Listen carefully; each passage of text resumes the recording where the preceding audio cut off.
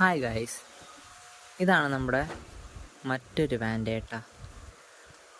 കണ്ടില്ലേ, ഈ വാൻ്റെ മുട്ടിട്ടിട്ടുണ്ട്. ഇതിൻ്റെ മുട്ട് ഭയങ്കര ഡാർക്ക് വയലറ്റ് കളറാണ് കേട്ടോ. Dark violet colour. കുറച്ചും കൂടെ അകത്ത് നിന്ന് കാണാൻ പറ്റുമായിരിക്കും. കണ്ടില്ലേ,